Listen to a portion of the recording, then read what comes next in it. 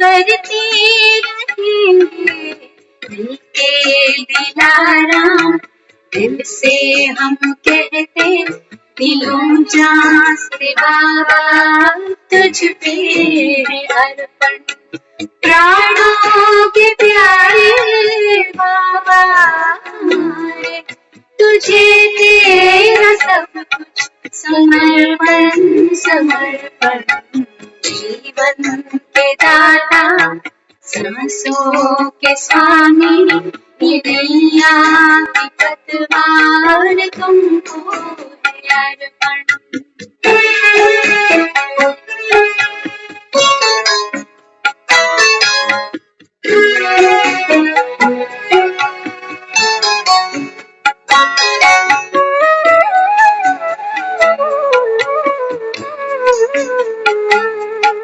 नहीं पास अपनी है देने के काबिल, दाता विधाता को क्या दे सकेंगे।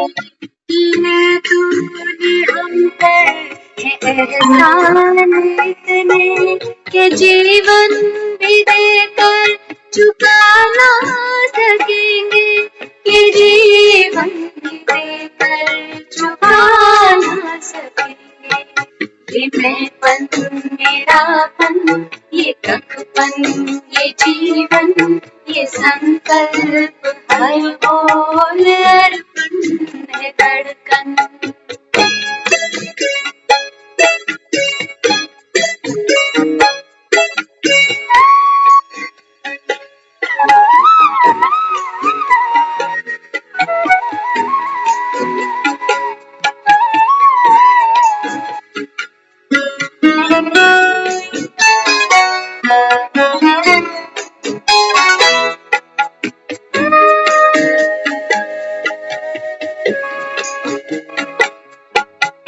तू आश विश्वास बल है भरोसा, तू बाबा संसार साकार सपना। अधर टूटती सांस काम आए तेरे, अहो भाग्य जीवन बने धन्य अपना। यही एक अरमान है दिल में हमारे, कि हम में दिखे तू बने दर्पण। प्राणों के प्यारे बाबा हमारे, तुझे तेरा सब कुछ समर्पण समर्पण। जीवन के दाता सांसों के स्वामी, ये नैया की पतवार तुमको है अर्पण। जीवन के दाता सांसों के स्वामी, ये नैया की पतवार तुमको है अर्पण।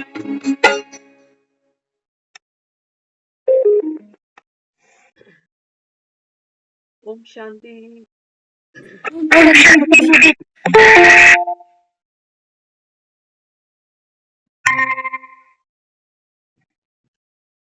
जीवन के दाता सांसों के स्वामी।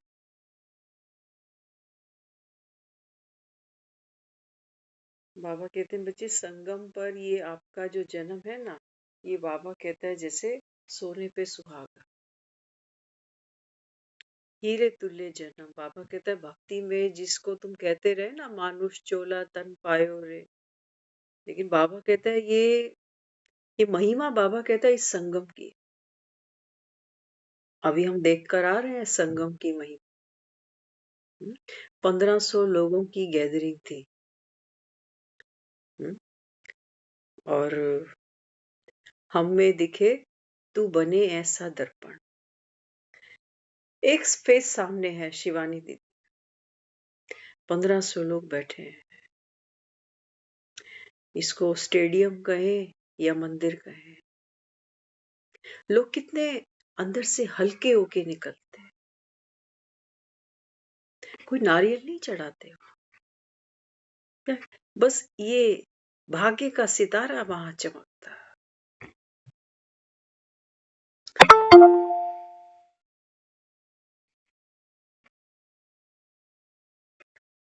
भाग्य का सितारा कैसे चमकता है?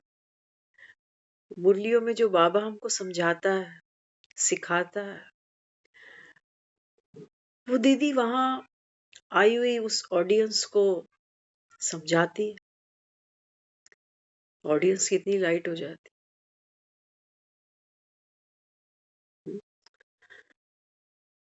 तो आज की जो मुरली हम सुनेंगे, बाबा कहते हैं बच्चे, संपूर्ण पवित्रता के आधार से क्या करो? बाबा कहता है अपनी रूहानी पर्सनालिटी, रूहानी रॉयल्टी, बाबा कहता है इसका अनुभव करो। और इसकी बाबा कहता है जो फ्रेगनेंस है, जो वाइब्रेशंस हैं, बाबा कहता है वो चारों दिशाओं में फैला दो।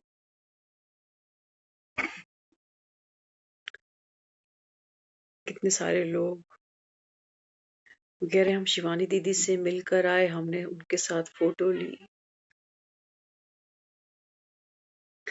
ऐसा क्या कर दिया, ऐसा क्या पा लिया जो दुनिया इनका दीदार दर्शन करने के लिए तरस रही है।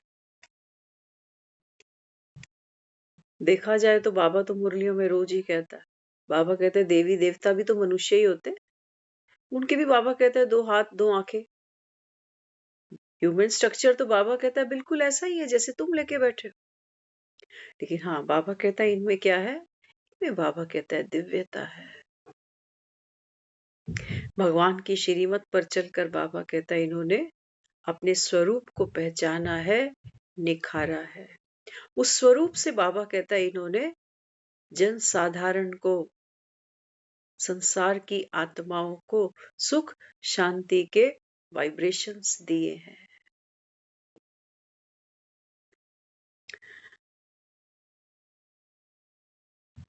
आज प्लान तो नहीं था जाने का क्योंकि पासेस लिमिटेड थे अपने पास, 1-2 नए लोगों को दे दिए पासेस, वो लोग चले गए, लेकिन ड्रामा की नूंद थी, बिना पास के भी चले गए। ऐसा बन गया लास्ट में, भाई ने कहा कि एक पास एक्स्ट्रा है आप जाओ। जब रेडी हो गए, गाड़ी खड़ी है, भाई को फोन किया आओ मेरे को पास दो, भाई कहने लगे वो मैं किसी और को दे चुका हूँ आप चले जाओ। तो आज जो सेशन अटेंड किया ना, लोगों ने तो 2-2.5 घंटे की पूरी ऑडियो वीडियो रिकॉर्ड करी है। लेकिन आज हम गए हैं, कुछ ऐसा मिला है ना। दीदी ने सबको वहां अप्रोच किया कि देखो यहाँ तो कह रहे हो कि एयर पोल्यूशन है, तो सोचते हो दिल्ली छोड़ के भाग जाए, लेकिन यहाँ की जो हवा है ना, वो कैसी है इस समय। हाँ, बाबा कहता है देखो इस संसार में इस समय दुख, अशांति, कलह, कलेश, चिंता। एक मिठाई वाले की दुकान की बगल में एक मिठाई की दुकान खुल जाती है ना, तो उनका कंपटीशन होता है, हम कहते हैं एक की चलेगी एक की चलेगी। सोचते हैं ना, कहते हैं 2 मिठाई की दुकानें आसपास होंगी तो फिर कैसे चलेगी। एक मिठाई वाला भी अपनी मिठाई की दुकान कहाँ खोलता, जहां दूसरी कोई मिठाई की दुकान ना हो। लेकिन आज हम जहां बैठे हैं ना, घर से निकलते ही राइट पे भी हॉस्पिटल है, लेफ्ट पे भी हॉस्पिटल है। कभी किसी के दिमाग में ये आता नहीं है कि अगल बगल में हॉस्पिटल बने, पब्लिक यहाँ ज्यादा चढ़ेगी कि ये तो खाली ही रह जाएगा। लेकिन किसी भी हॉस्पिटल में चले जाओ, क्या देखते हैं, बेड नहीं मिलते, प्राइवेट हॉस्पिटल्स के भी। ये तरक्की की है हिंदुस्तान ने, हॉस्पिटल्स बढ़ाए हैं, हेल्थ इश्यूज बढ़े हैं, स्ट्रेस बढ़ी है, कोर्ट कचहरियां बढ़ी हैं, वृद्ध आश्रम बड़े हैं। हम कहते हैं हमने 50 सालों में बहुत तरक्की कर ली। ये तरक्की करी है।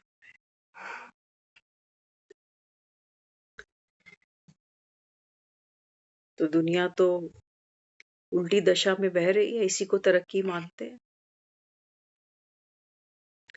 बड़े बड़े हॉस्पिटल्स खोलना, उन हॉस्पिटल्स में जाकर के इलाज कराना, महंगी महंगी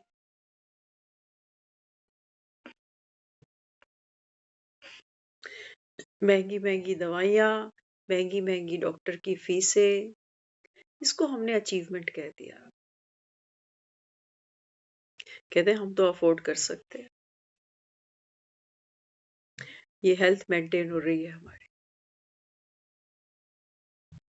हम सोच रहे थे कि आज से कुछ साल पहले, अगर 40-50 साल पुरानी लोगों से पूछे ना, तो कहेंगे तब इतने अस्पताल नहीं होते थे। होते थे, बस सरकारी होते थे, प्राइवेट इतने ज्यादा होते नहीं थे। आज देखो, आज देखो, उस समय स्कूल भी लिमिटेड थे, आज स्कूल भी देखो, प्ले स्कूल देखो, ये रोजगार के साधन बन गए। बेरोजगारी बहुत है ना, तो क्या करें फिर। तो रूहानी पर्सनालिटी और रूहानी रॉयल्टी कहाँ से ले आए? कौन से जनरल स्टोर पे, कौन से केमिस्ट के पास मिलेगी? दीदी ने एक बात बताई, हमें छू गई वो अंदर। आज 2 चीजें ऐसी क्लिक करी वहां, जो पहले कभी ख्याल में भी नहीं आई। सचमुच। दीदी कहने लगी, कहती है सेंटर पर एक माता जी है, उनको कैंसर था। वो रेगुलर आती थी क्लास अटेंड करना, और साथ साथ उनकी बेटी को भी कैंसर डायग्नोज हो गया।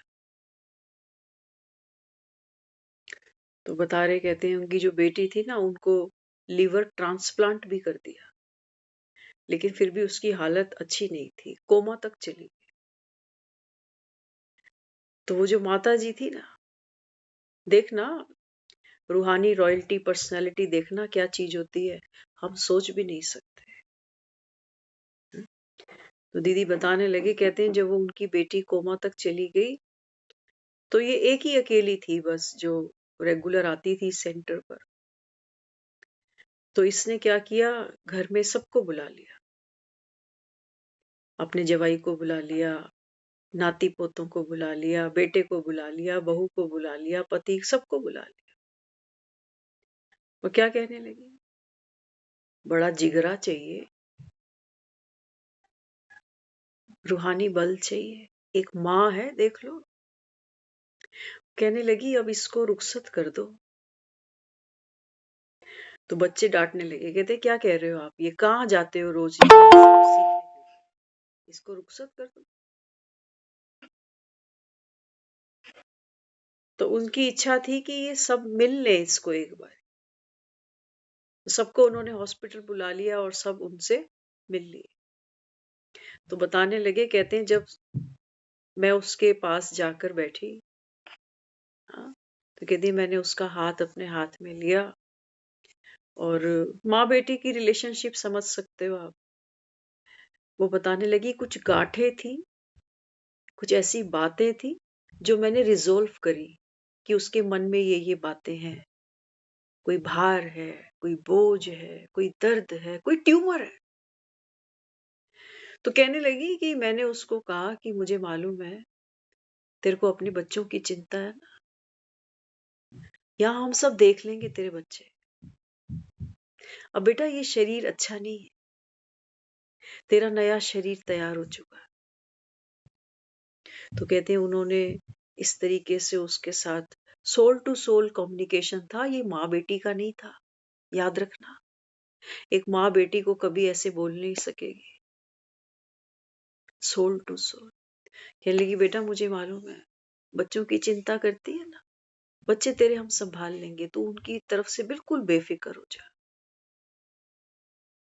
कहती 15 मिनट वो उसके साथ में बातचीत करती गई, उसको कहती गई कि बच्चे ये शरीर अब अच्छा नहीं है ना, अब नया शरीर तैयार हो। तो कहती 15 मिनट में उस बच्ची ने वो शरीर छोड़ दिया।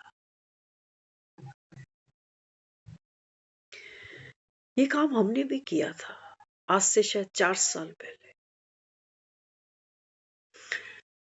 लेकिन हम नहीं कह सकते, है ना, क्योंकि जब किसी को देखते हैं कि कंडीशन अच्छी नहीं है, डे बाय डे गिरती जा रही है, डॉक्टर भी हाथ ऊपर कर चुके हैं, तो हम जब जब उसका ख्याल करते थे बोलते थे कि मुझे मालूम है आप कहाँ अटके हो, रिश्तों में तो नहीं अटके हो, हाँ जो पैसा जोड़ा है ना वहां जान अटकी। तो मैं उनको रोज कई बार कहती थी, मैं कहा आप ना क्यों तकलीफ भोगनी, यहाँ जहां जाओगे मेहनती तो आप बहुत हो, मेहनती तो बहुत हो, ये संस्कार तो आपका साथ ही जाने वाला है, तो आप तो इससे भी अच्छा पैसा कमाओ, क्यों कष्ट उठाना। तो रोज ऐसे ऐसे ऐसे करते थे। एक दिन सुबह पार्क में ही होते थे, सुबह एक दिन फोन आ गया कि जल्दी घर आ जाओ। हम चलते जा रहे हैं रास्ते में और उनसे बातें करते जा रहे हैं। जाते थे हॉस्पिटल, कई बार देखने मिलने जाते थे, मजाक करते थे, हंसते बोलते थे। तो जब वो मैसेज आया जल्दी से घर आ जाओ, तो घर जाते जा रहे हैं, उनको बाय बाय करते जा रहे हैं। किसी चीज की तकलीफ नहीं, आपको बहुत मिलेगा, बहुत मिलेगा, छोड़ दो यहाँ का ये जो भी है ना, आपको तो बहुत मिलने वाला है ना। हम अपने खास लोगों को कई बार क्या कहते हैं, कहते हैं बच्चे सदा खुश रहो। मतलब समझे इसका, सदा खुश रहो। अब इसका मतलब ये नहीं है कि हर समय तेरे मन की होगी तब तू खुश रहेगा, नहीं, सदा खुश रहो। खुश रहो माना स्टेबल रहना। बाहर अशांति होगी, तकलीफ होगी, मुसीबतें होंगी, परेशानियां होंगी, लेकिन तू स्टेबल रहना सदा। लेकिन उसकी पावर नहीं है ना, देने वाले में ही नहीं है, देने वाला ही हिले पड़ा है। अभी जरा कोई बात हो जाए, अभी तबीयत खराब हो जाए, तो सबको एक ही संदेश दिया गया कि देखो मरना सबको है ना, मरना सबको है।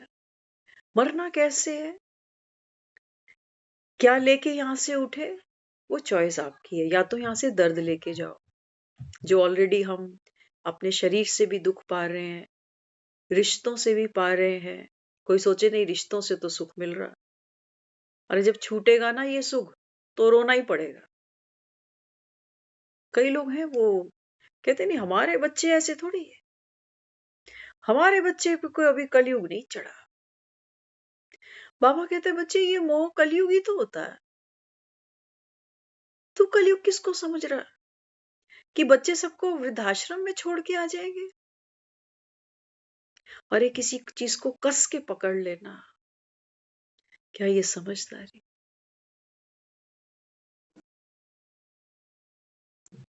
समझदारी। आज हम रिश्तों से ना ऐसे जुड़े हुए, ये मेरे बच्चे और ये मैं, ये उदास मैं भी उदास, ये तकलीफ में मैं भी तकलीफ में। ये है अटैचमेंट। हम कह रहे हैं हमारी ना आपस में बहुत अच्छी अटैचमेंट है, इसको हम ब्लेसिंग समझ रहे हैं। ये दुखी होगा तो मुझे भी होना है, ये बीमार होगा तो भूख नींद मुझे भी नहीं आएगी, फिर हो रहा है ना ये। देख लो एक के साथ दूसरा भी भोगना भोग रहा, तू अस्पताल की खटिया पे सही और मैं तेरे साथ खड़ा हुआ सही। सिर्फ एक रोगी थोड़ी बीमार होता है। कहते हैं घर में एक आदमी बीमार पड़ जाए उसका असर पूरे घर पर आता है। प्रैक्टिकल बात है ना, सब मानेंगे इस बात को। अब बाबा ये यहाँ ये कहता है, बाबा कहते हैं बच्चे जब एक बीमार आदमी का प्रभाव पूरे परिवार पर पड़ जाता है, पड़ता है ना, ऐसे ही बाबा कहते हैं जब आप आप बाबा कहता है जब इस राजयोग मेडिटेशन की प्रैक्टिस करते हो ना, तो बाबा कहता है फिर एक आत्मा जो बाबा कहता है इसका अभ्यास करती है ना, वो क्या करती है? हम्म? इस अटैचमेंट के रोग से ऊपर उठ जाती है। अब अगर मेरा बच्चा उदास होगा ना, तो यहाँ क्या चाहिए? मेरा बच्चा मुझे गलत बोल जाता है, मिसबिहेव कर जाता है, तो क्या होता है? अटैचमेंट में तो वो चिल्लाया, हम भी चिल्लाए, वो नीचे मैं और नीचे, वो और नीचे मैं और नीचे, गिरती कला।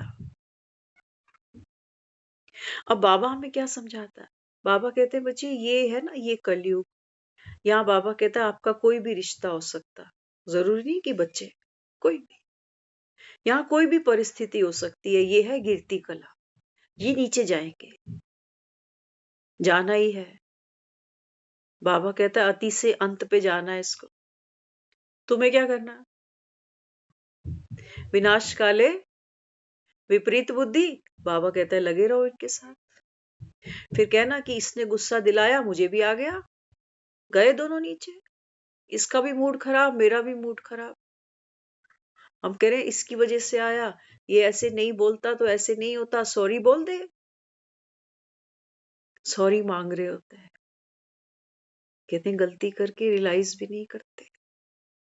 हम बड़े हैं, हमें ही नाक रगड़नी पड़ती, हमें ही हाथ जोड़ने पड़ते हैं, दुनिया को तमाशा थोड़ी दिखाना। क्या कहेंगे लोग? बेटे पूछते नहीं है इसको। आज तो बेटियां भी। बाबा कहता है कलयुग देख रहे हो या आंखें बंद करके बैठे हुए हो? पूरी फिल्म देखना, बाबा कहता।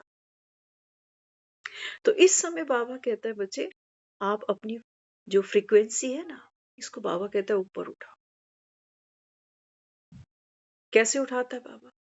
बाबा कहते हैं बच्चे आप आत्मा शांत स्वरूप, सदा खुश। इसलिए खुश नहीं कि बच्चे अच्छे हैं, इसलिए खुश नहीं कि परिवार अच्छा है, इसलिए खुश नहीं कि सब कुछ ठीक ठीक ठीक ठीक चलता जा रहा है। कभी मुसीबतें बुलाकर बताकर आती है क्या? मुसीबतें कैसे आती हैं सर पर? अचानक आ जाती। फिर क्या कहता आदमी? कहता है बस क्या करें, पता नहीं किसकी नजर लग गई, किसकी नजर लग गई, पता नहीं कौन सा कर्म था जो सामने आ गया। है ना, आंसू पोंछने के लिए ये रुमाल सबकी जेबों में है, लेकिन इन रुमालों से आंसू सूखते नहीं है। बाबा कहते हैं बच्चे आप नॉलेजफुल बनो। कैसे बनेंगे? आज दीदी ने वहां ज्यादातर जो फोकस कराया ना, वो किस चीज पर कराया? हम्म? ये जो फोन पे सुन रहे हो ना ये क्लास, बस दीदी ने कहा ये है कलयुग की माया। क्या है ये? कलयुग की माया। बहुत सी ऐसी तो कोई इन्फॉर्मेशन नहीं है जो दुनिया में लोग नहीं जानते, सबको सब कुछ पता है। तो दीदी ने समझाया सबको। दीदी कहने लगी कि एक वो दौर था जब हमारे घरों में लैंडलाइन फोन भी नहीं थे, हम भी उस समय से निकल के आए। है ना, आज की पीढ़ी को तो पता नहीं है कि लैंडलाइन फोन क्या थे, इन्होंने तो मोबाइल ही देखे हैं हाथों। लेकिन हमने तो वो समय भी निकाला है जब फोन थे नहीं।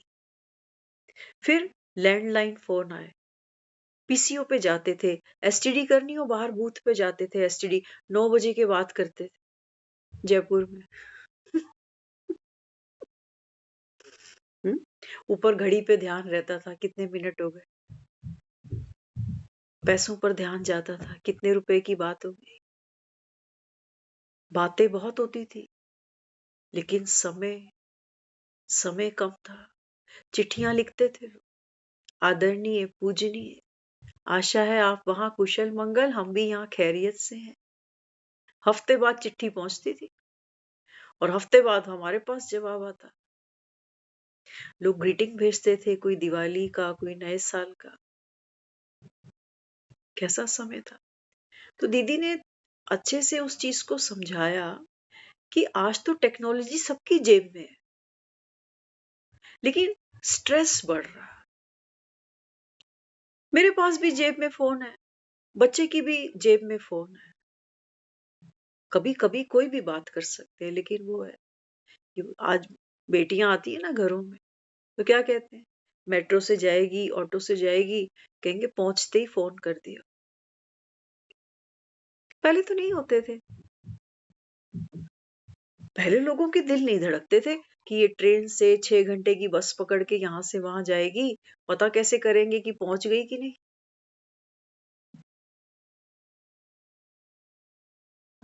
क्या था उन लोगों में और आज के आदमी में, क्या है। आज हम कहते हैं मैं फोन कर रहा हूँ, फोन नहीं उठा रहा, पता नहीं पहुंचा है कि नहीं पहुंचा। मैसेज भी करा है, फिर वो कहते हैं कि भाई देख भी लिया है, 2 टिक भी हो गए, ब्लू भी हो गए, लेकिन जवाब ही नहीं दिया।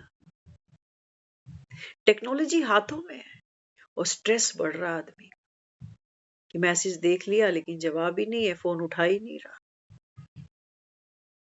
ऐसा क्या है, इतनी इनसिक्योरिटी है कि दफ्तर पहुंच के फोन करी, तू माँ के घर पहुंच के फोन करी, तू हॉस्पिटल पहुंच के फोन करती।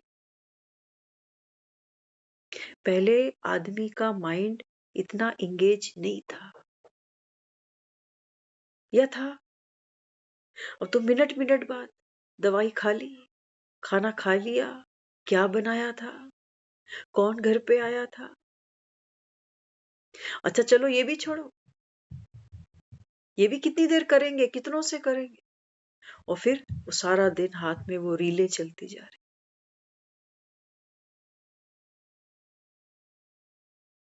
कहते हैं जो ये रीलें बनाते हैं ना, वो तो पैसा कमा रहे हैं। यूट्यूबर बना हुआ है हर आदमी आज के समय, और हम गवा रहे हैं, है ना। रात को जब सोने जाते हैं ना, तो सबके हाथ में फोन होता है, वो कंबल में घुस के वो रील चलती रहती है। फिर वो कहते हैं डॉक्टर ने कहा है कम से कम 8 घंटे जरूर सोना चाहिए।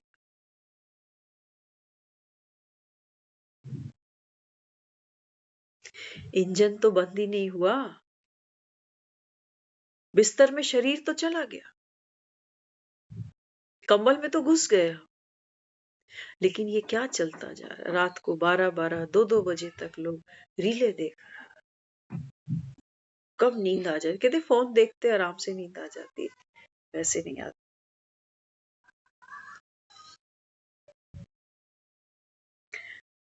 तो दीदी ने कहा सबको कि भाई देखो, अगर चाहते हो घर स्वर्ग बन जाए, है ना, तो दूसरों को नहीं सुधारो। हम बच्चों को कहते हैं कि आंखें खराब हो जाएंगी, तेरे को चश्मा चढ़ जाएगा।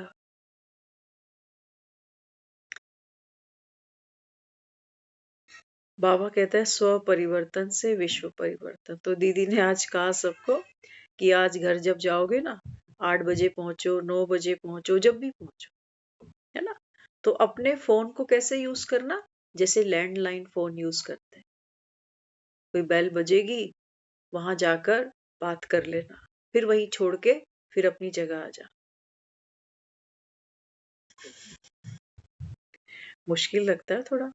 हम तो अलार्म भी लगाते हैं ना, तो सर के पास फोन पड़ा होता है कि जैसे ही बजेगा इसकी गर्दन दबानी आसान रहे, उठ के निकलना ना पड़े कंबल से बाहर इसको बंद करने।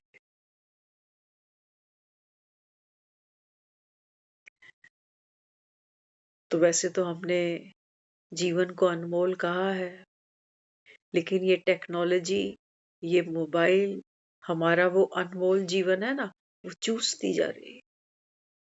और बदले में हमको कुछ मिल नहीं रहा खास, जिसको हम एंटरटेनमेंट समझकर बैठे हुए हैं। मिल रहा है कुछ खास, कुछ ऐसा मिल रहा है जो आत्मिक शक्ति को बढ़ा दे। वो बच्चे गुस्सा हो रहे थे माँ को, कहते कहाँ सुबह सुबह जाती हो, क्या सीखती हूँ वहां पर कि बच्ची से मिल लो, ऐसे कोई बोलता है कि अपने अपने के लिए? लेकिन माँ, उसको पता है कि शरीर तो छोड़ना है, लेकिन क्यों ये इतना कष्ट भोगे? क्यों? अंदर मोह है ना। अगर मैं वैसे किसी को बोलूं कि मोह छोड़ दे, मोह तो बड़ा दर्द देता है। छोड़ सकता है कोई? छोड़ सकता है कोई? नहीं।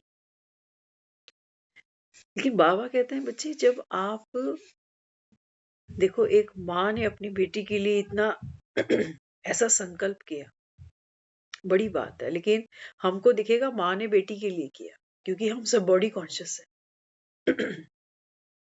लेकिन वहां किसने किया? हाँ, किसने किया? बाबा कहते हैं बच्चे, सोल टू सोल कम्युनिकेशन है। हम जो शब्दों से बोलते हैं ना, शब्द कहाँ तक जाते हैं? हाँ, शब्दों का व्यापार हम सब करते हैं। कोई चिल्ला कर बोल दे, गुस्से से बोल दे, कोई दो बातें हमको सुना दे, तो शब्द क्या करते हैं? घायल कर देते हैं आदमी। रिश्ते ही खत्म हो जाते हैं शब्दों की पावर। और शब्दों से कोई दिल पे भी चढ़ जाता है। लेकिन बाबा कहते हैं बच्चे, शब्दों से भी ऊपर कौन सा है? बाबा ने कहा वाइब्रेशंस का खेल। कई बार हमें बड़ा सरप्राइज लगता है। कहते मैं अभी अभी ना यही बोलने वाला था, आपने तो मेरे मुंह की बात बोल दी। होता है कई बार, लेकिन बहुत रेयर होता है। कहते मेरी मुंह की बात आपने बोल, यही ख्याल बस मेरे ही मन में था, आपके मन में आ गया। मैं अभी अभी बस यही कहने वाला, मैं आपको ही मिलने आने वाला था और आप आ गए। क्या है ये? है ना? शब्दों से किसी को कुछ बोला नहीं है और वो चीज सामने वाले ने बोल दी, तो कितनी खुशी मिलती है हम।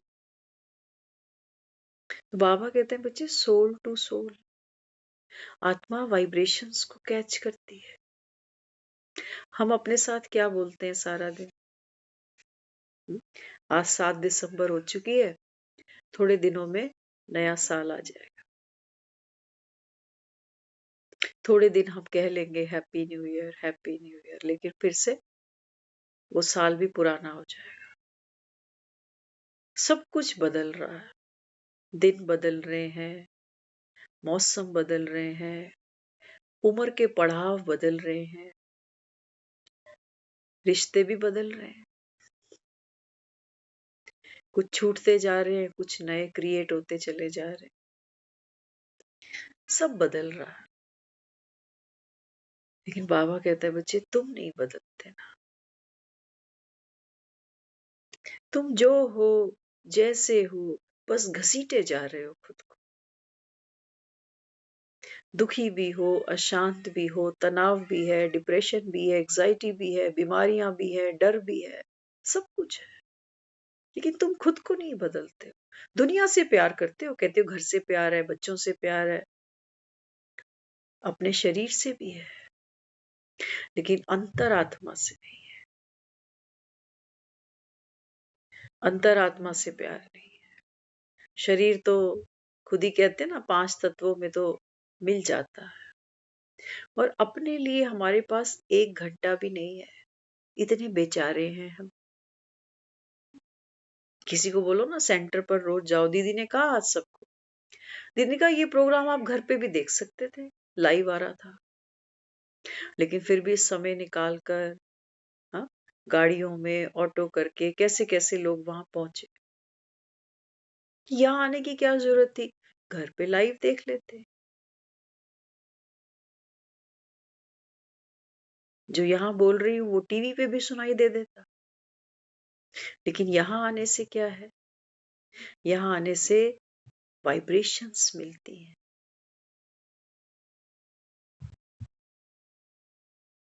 तो दीदी ने कहा सबको कि आप 5 दिन सेंटर जाओ, 3 शेड्यूल, कह रही कोई भी एक शेड्यूल पर आप जाओ, वहां ये सीखो और 15 मिनट रोज सुबह मेडिटेशन करो। करना ही पड़ेगा। कई बार डॉक्टर कहता है ना, अब तो बीमारी पीक पर आई हुई है, अब तो देखो करना पड़ेगा, सर्जरी करनी पड़ेगी अब तो। बाबा कहते हैं बच्चे ये जो समय है ना, ये कयामत का समय समझना। एक तरफ दुनिया में रौनकें हैं, मायावी, मोहिनी, एक तरफ दुनिया में रौनकें हैं, और एक तरफ बाबा कहते हैं बच्चे तुम बच्चे ये सारा खेल देख रहे हो कि कलयुग कैसे विस्तार पे जा रहा है।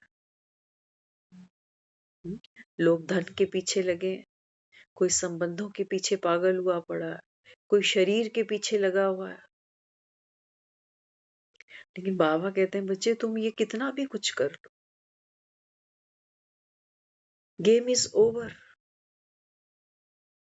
खेल खत्म हो रहा है। बाबा कहता है कोई यहां से जाने की तैयारी करी तुमने, कहते मौत बताकर थोड़ी आती। बाबा कहता सर पे तांडव कर रही है, सर पे तांडव कर रही है। बाबा कहते हैं अपना शरीर देखो ना, जरूरी नहीं है कि 60-70 साल का आदमी बीमार है आज।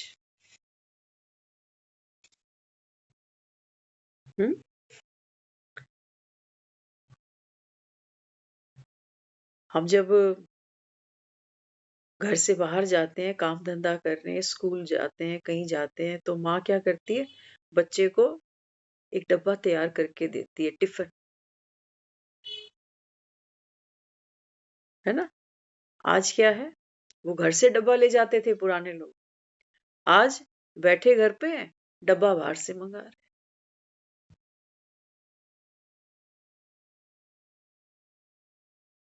आज खाना बाहर से आ रहा है।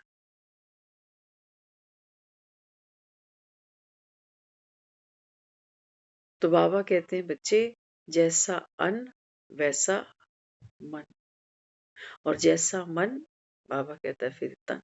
मन क्या कर रहा है, मन इनसिक्योरिटी फील करता है कि कल को कोई बीमारी हो गई तो चल इंश्योरेंस ले आता हूँ। एड पता, कल 2-4 दिन पहले हमने एड देखी इंश्योरेंस कंपनी वालों की। तो एक कलीग ने दूसरे को कहा यार तेरे पास इंश्योरेंस है क्या, वो बोला यार अभी क्या करनी है लेके, आराम से देख लेंगे। इतने में दिखाया ऑफिस का एक कलीग स्ट्रेचर पे खींच के ले जा रहे हैं, कह रहा क्या हो गया इसको, कह रहे इसको अटैक आ गया। तो सोचने पर मजबूर हो गया कि मेरे साथ अगर ऐसा हुआ तो मेरे पास तो इंश्योरेंस नहीं है। तो इंश्योरेंस कंपनी क्या कह रही है कि देख इसको अटैक आ गया तो तू बचेगा। ये है इस समय बाबा कहता है कलयुग की आत्माओं की फ्रीक्वेंसी। किसी के साथ कुछ हादसा हो गया, हमें देरी नहीं लगती अटैच होने में कि मेरे साथ हुआ तो कर लूं तैयारी, में भी ले लेता हूं इंश्योरेंस, क्यों डिले करना। अरे पुराने टाइम में हम सोचते हैं कई बारी बैठ करके, पुराने टाइम में भी तो लोग बीमार ही होते होंगे ना। उस समय तो ये इंश्योरेंस कंपनियां भी नहीं थी। उस समय ये इलाज ऐसे नहीं होते थे कि 2.5 लाख के ये स्टंट डलवा लो, हार्ट सर्जरी इतने की है, बाईपास सर्जरी इतने की है। हॉस्पिटल जाके देखो, जैसे रेस्टोरेंट में जाते हो ना, वहां लिखा होता है डोसा 280 रुपए, लिखा है वहां, रेट लिखे हैं हर चीज के। छोले भटूरे इतने के, चाउमीन एक प्लेट इतने की, टिक्की इतने की, भल्ला इतने का, हर चीज का रेट लिखा है वहां। हॉस्पिटल में जाओ वहां पर हर चीज का रेट लिखा पड़ा, बड़ा सुंदर सुंदर सजा के लिखा हुआ है दीवारों के ऊपर।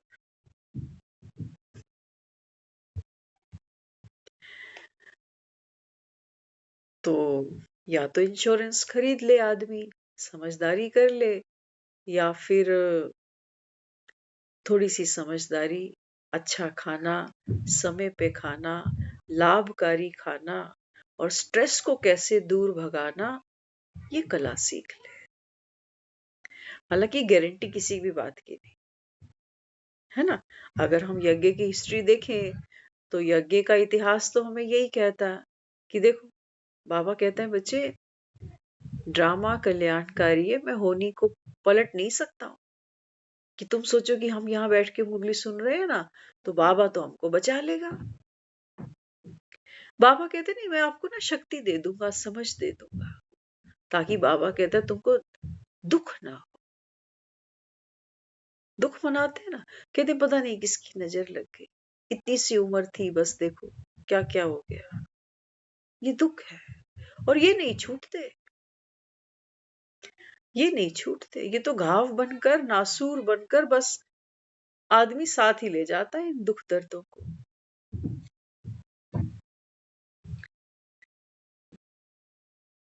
तो बाबा कहते हैं बच्चे संपूर्ण पवित्रता आधार है किसका? रूहानी रॉयल्टी और रूहानी पर्सनैलिटी का। बाबा कहते हैं जैसे सूरज को देखते हो ना, सूरज क्या करता है? हाँ, बाबा कहता है देखो सूरज की वजह से ही बारिश होती है ना। मई जून में कितनी तपती है धरती, लू चलती है, और उसी की वजह से कुकर को देखते हो ना, क्या होता है कुकर में? हाँ, सीटी चढ़ती है, कितनी तपश हो जाती है, कुकर एकदम गर्म हो जाता है। और जैसे ही वो सीटी चढ़ती है, भाप बनती है, और वो पानी सारा ऊपर चढ़ जाता है। तो बाबा कहते हैं ऐसे ही जब गर्मियां आती है ना, तो बाबा कहते हैं इस ताप से ये जो नदियों का पानी है, समुद्रों का पानी है, ये भाप बनकर बादलों तक पहुंचता है और बरस जाता है। बाबा कहते हैं सूरज के कारण बारिश होती है, सूरज के कारण दिन होता है, सूरज के कारण रात हो जाती है। कितना बाबा कहते हैं देखो ये सुख देता है प्रकृति। तो बाबा कहते हैं जब आप भी मास्टर ज्ञान सूर्य बनते हो ना, तो बाबा कहता है फिर तुम भी क्या क्या कर सकते हो? रात को दिन बना सकते हो, दिन को रात भी बना सकते हो। जहां बाबा कहता है सूखा है वहां बारिश बनकर बरस भी सकते हो, कहीं फूल भी खिला सकते हो। लेकिन ये होगा कब? संपूर्ण पवित्रता की शक्ति बाबा कहता है। पवित्रता बाबा कहता है केवल ब्रह्मचर्य की बात नहीं हो रही है। बाबा कहता है ब्रह्मा समान आचरण, ब्रह्मा समान आचरण। तो बाबा ने देखो हमको क्या दिखाया, हमारे 5 स्वरूपों का अभ्यास। इन 5 स्वरूपों में ममता का कहीं नाम नहीं आया। आप में से किसी का नाम आया 5 स्वरूपों की जब ड्रिल करते हैं?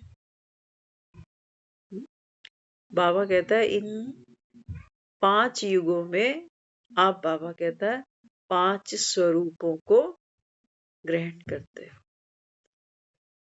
लेकिन उसमें ममता कहीं नहीं है, ये ड्रीम करेक्टर कहीं पर भी नहीं है कहीं? किससे बात करता है बाबा?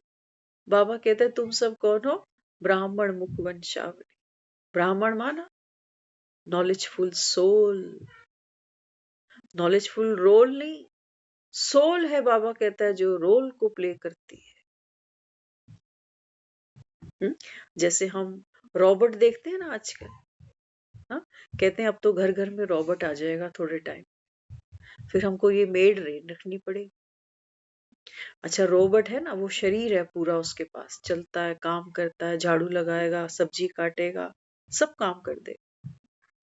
लेकिन ये रोबोट चलता कैसे है? चलता कैसे है? कहते हैं कंप्यूटर से चलाते हैं। और कंप्यूटर अपने आप तो नहीं चलता, कंप्यूटर को भी कोई चला रहा होगा।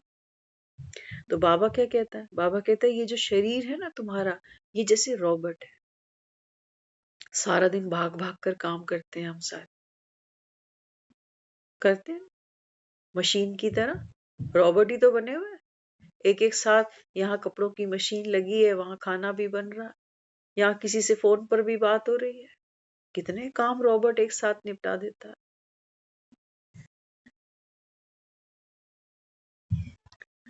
तो बाबा कहते हैं बच्चे ये शरीर है रोबोट, कंप्यूटर है तुम्हारा ब्रेन,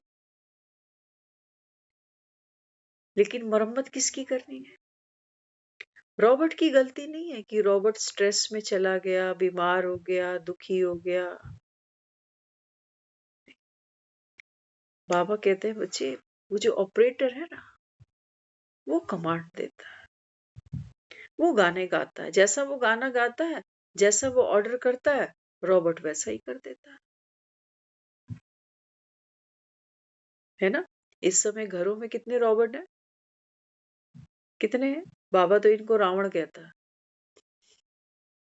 बाबा कहता है घर घर में रावण है अभी, सबके 10-10 शीश है, एक दो से टकराते ही रहते हैं सारा दिन, मगज मारते रहते हैं एक दो के साथ, बात बात में ही लड़ाइयां झगड़े आर्ग्यूमेंट हो जाते हैं, बात बात में ही अनबन हो जाती है, एक को एक खाना खाना, दूसरा बाहर से मंगवा रहा।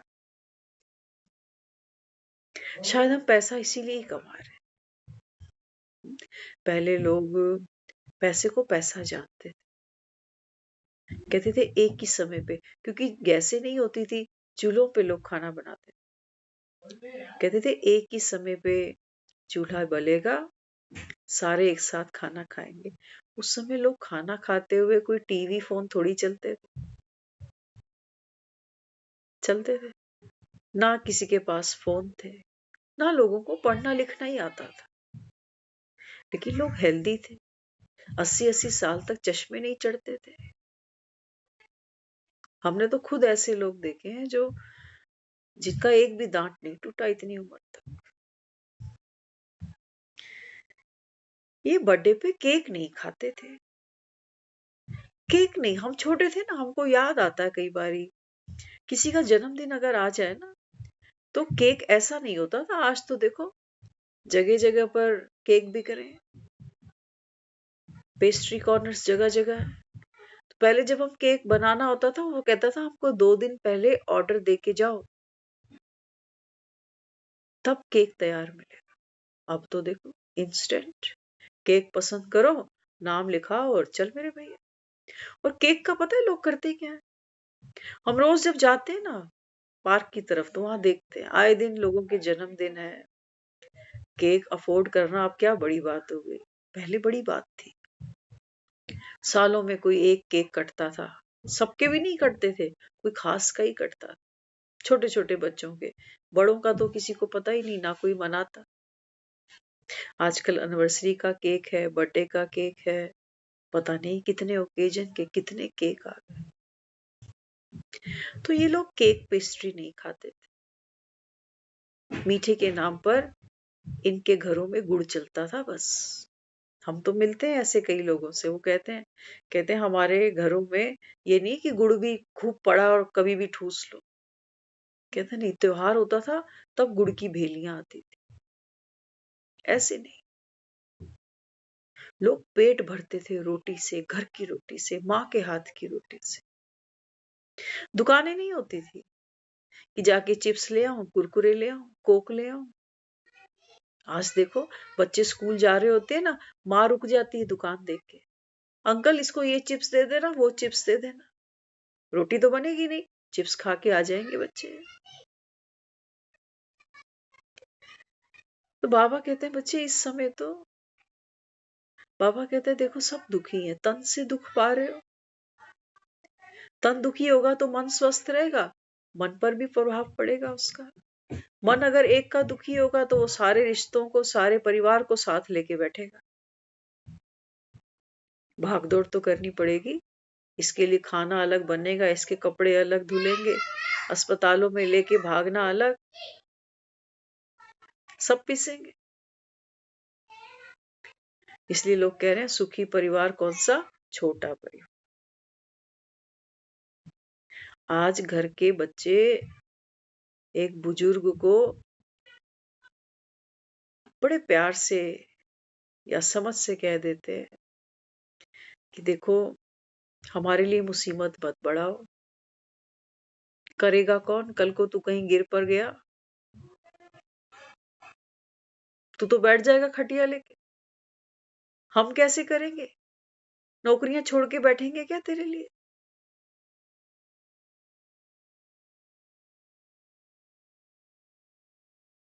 संकल्प से सिद्धि, जैसा संकल्प वैसी सृष्टि। कोई भी अपने हड्ड गोडे तुड़वाना थोड़ी चाहता है। कोई बूढ़ा ऐसा होगा जो बोले कि हाँ मेरे हड्ड गोडे टूटे तो मैं आराम से बैठूं, फिर बच्चे मेरी आवा भगत करे? चाहता है कोई ऐसा? कोई भी नहीं चाहता।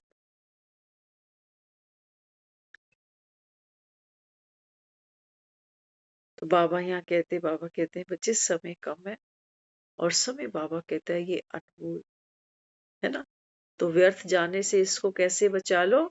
बाबा कहते हैं बच्चे ये मोबाइल माया है ना, इसका यूज करें, हम साधन की तरह यूज करें, लेकिन बाबा कहते हैं तुम साधन के गुलाम नहीं बन जाना, गुलाम नहीं बन जाना। सही चीज का सही समय पर सही प्रयोग करना, ये समझदारी। बाबा तो मुरलियों में कई बार कहता है, बाबा कहता है इन 100 सालों में, है ना, 100 साल का हम संगम कहते हैं। बाबा कहता है इन 100 सालों में माया ने जो जलवे दिखाए, है ना, 100 साल पहले प्लेन नहीं होते थे, एरोप्लेन। इन्हीं 100 सालों में बाबा कहता है प्लेन निकल आया। बिजली नहीं होती थी, होती थी बिजली, लोगों के घर में बिजली नहीं होती थी, इसलिए वो शाम को 6-7 बजे अंधेरे अंधेरे से पहले खाना बना के खा के सो जाते थे। और आज का डॉक्टर यही कह रहा है, वो कह रहा है 6 बजे तक खाना खा लो। ये शरीर की जो मशीनरी है इसको थोड़ा आराम दो अभी। लेकिन नहीं, आराम कैसे दे दे? हमारा ना कोई खाने का समय है कोई समय हमारा। जब किसी ने चाय ऑफर करी हम बैठ गए, चल आधा कप चाय पी ले। आधा कप चाय पियेंगे तो 2 बिस्किट भी साथ आइए। ट्रेंड बन गया।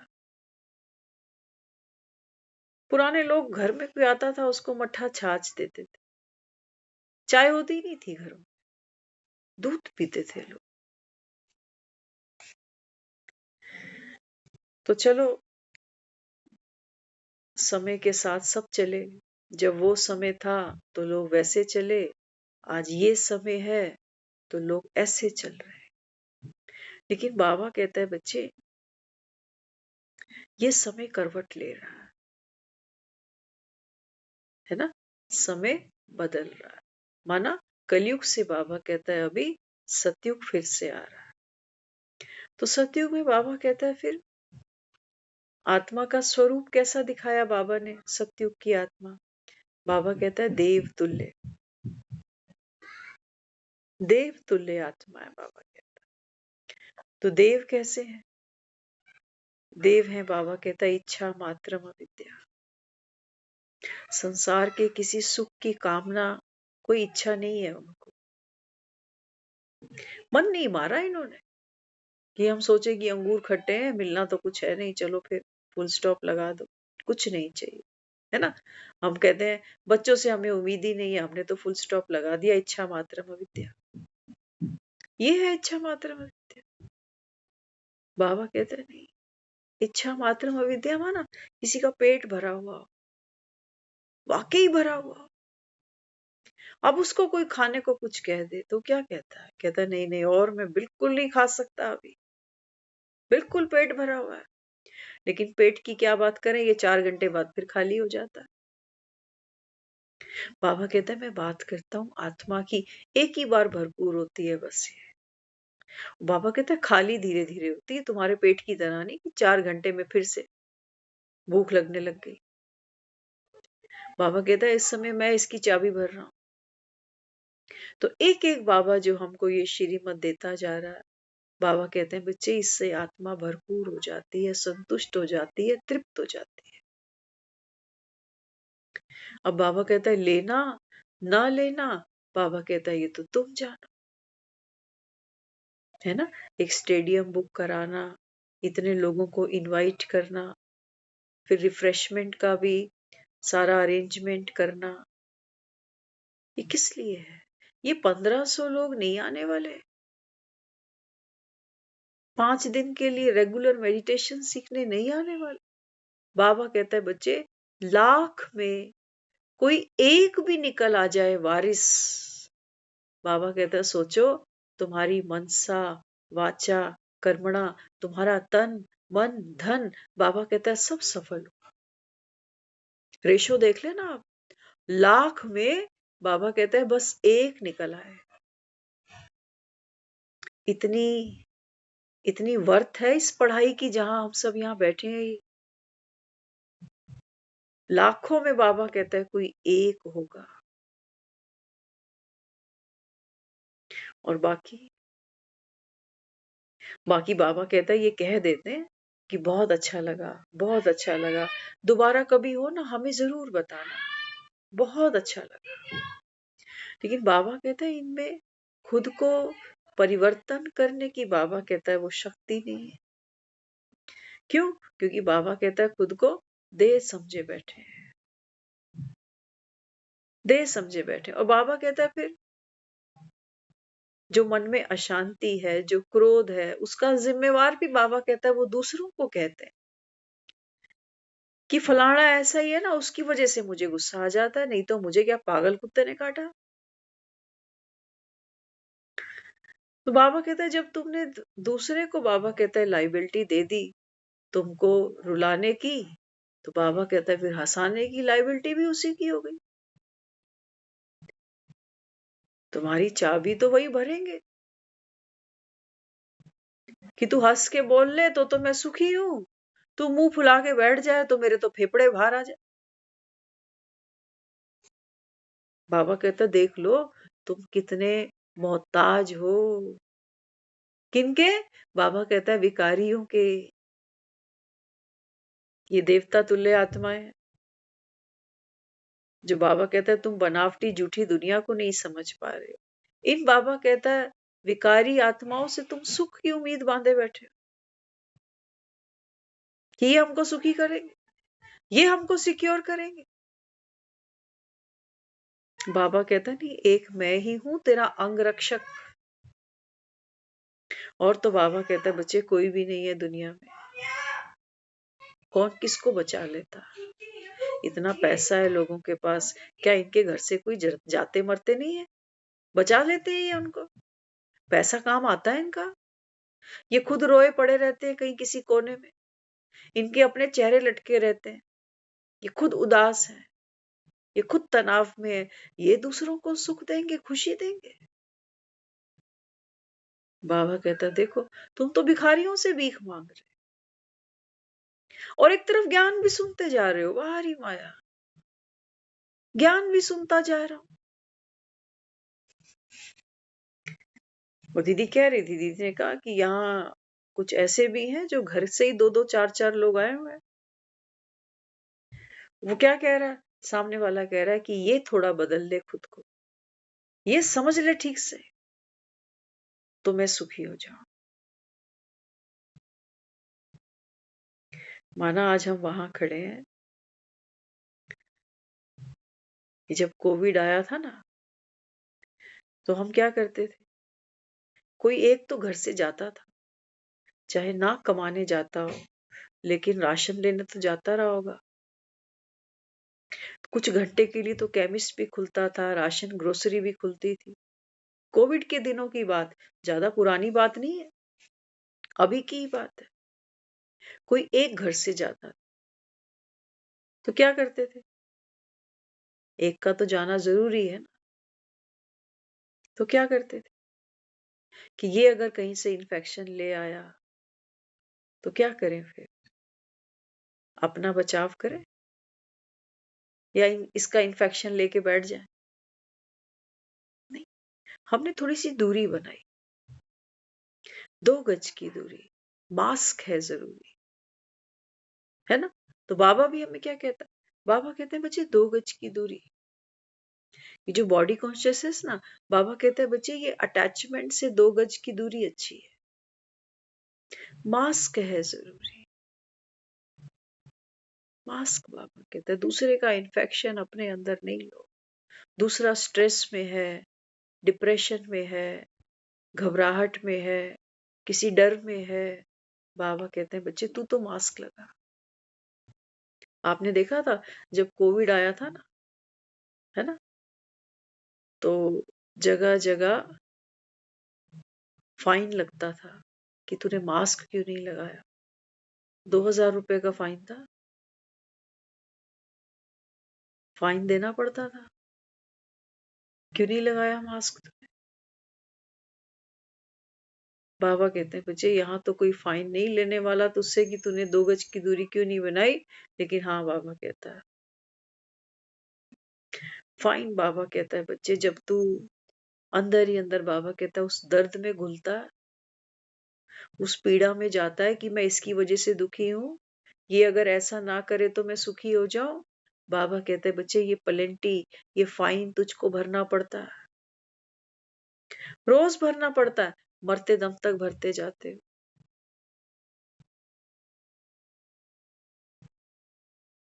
इन्फेक्शन से कैसा प्यार, इन्फेक्शन से कैसा प्यार। बाबा तो कहते हैं बच्चे जो आत्मा क्रोध में है, जो अशांत है, बाबा कहते हैं वो तो जैसे बीमार है।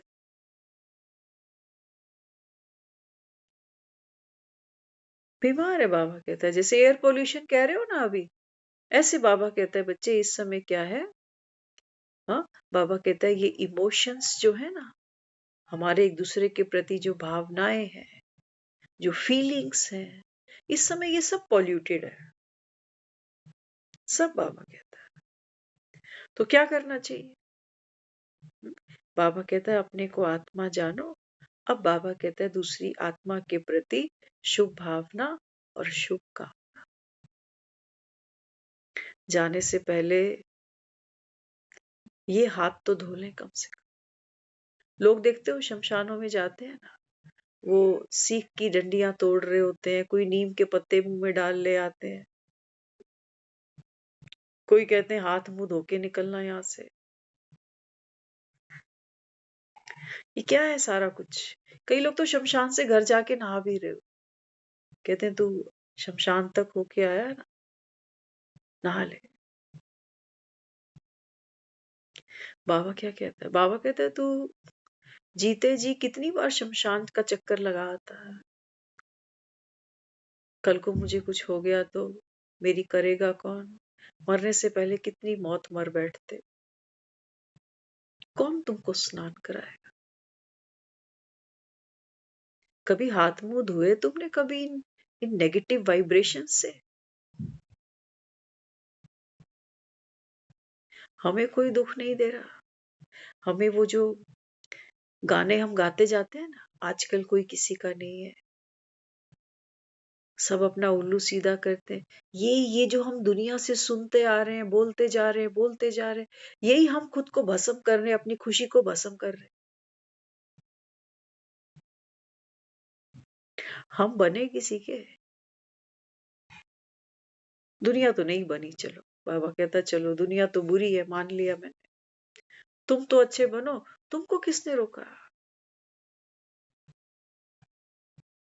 तुमको किसने रोक लिया। लेकिन बाबा कहता अच्छा बनेगा कौन, कौन बनेगा अच्छा। बाबा कहते हैं जिसके पास प्योरिटी की पावर। और प्योरिटी माना, बाबा ने आज हमको हमारा अनादि स्वरूप दिखाया। हम्म? बाबा कहते हैं बच्चे जब आप प्योर हो ना आत्माएं, जब आप अपने घर में हो, तो बाबा कहता है वहां पर आपके पास ये शरीर नहीं है, ये शब्द नहीं है। बाबा कहता है वहां ना देह का भान है, ना देह का अभिमान है, वहां ये पांचों तत्व नहीं है, वहां तुम्हारे पास कोई कहानी नहीं है। बाबा कहता है आत्मा अपने घर में विश्राम कर रही, अनादि स्वरूप। बाबा कहता है बच्चे इसी बीज रूप स्थिति का आप अनुभव बार बार करो। ये तुम्हारे मौज मनाने के दिन है। कर्म तो तुमने बहुत कूट लिए, कूटते कूटते बाबा कहता है देखो सबके अंदर, बाबा कहता है अभी कलयुग रच बस गया है। क्या कहते हो, कहते हैं जीने के हैं 4 दिन, बाकी है बेकार दिन। क्या कहते हैं लोग, कहते 4 दिन की जिंदगी है, खाओ पियो और मौज करो। कर रहे हैं सारे मौज, संडे मना लिया सबने। कहीं कलेश है, कहीं टकराव है, कहीं बंटवारे हैं, पता नहीं क्या क्या है। तो बाबा कहते हैं बच्चे अब एक ही अंतिम हट्टी है बस ये। घाट घाट का पानी पीने के बाद बाबा कहता है बस ये आखिरी हट्टी है, इसके बाद कुछ और नहीं है कि तुमको लगता हो और कोई भगवान आएगा कहीं से। एक ही हूं, एक ही बार आता हूं, एक ही बार देता हूं। लेकिन बाबा कहता है ये दुनिया नंबरवार। भोले ही होंगे बाबा कहता है जो भोले की इस भंडारी तक पहुंचेंगे। और भोले कौन है? बाबा कहते हैं जो, हाँ बाबा कहता है ये कठपुतली है ना, ये ड्रीम करेक्टर है। बाबा कहता है जब बाबा कहता है बच्चे ये अंत का समय है तुम्हारा, तो बाबा कहता है इस रॉबर्ट के बीच में बाबा कहता है वो जो ऑपरेटर है, बाबा कहता है वो जो चैतन्य शक्ति है, जिसको सोल कहते हो, स्पिरिट कहते हो, पावर कहते हो, लाइट कहते हो, बाबा कहते हैं बच्चे उस अपनी शक्ति का अनुभव बढ़ाओ। यही बाबा कहता है एकमात्र रास्ता है। अपनी शक्ति को पहचानो, आत्मदर्शन करो, आत्म साक्षात्कार करो। बाबा कहता है जब आप स्वयं का दर्शन करते हो ना, तो बाबा कहता है फिर आप अपने सुख के लिए किसी और पर निर्भर नहीं हो, आत्मनिर्भर हो। आत्मनिर्भर हो। आत्मबल भरता है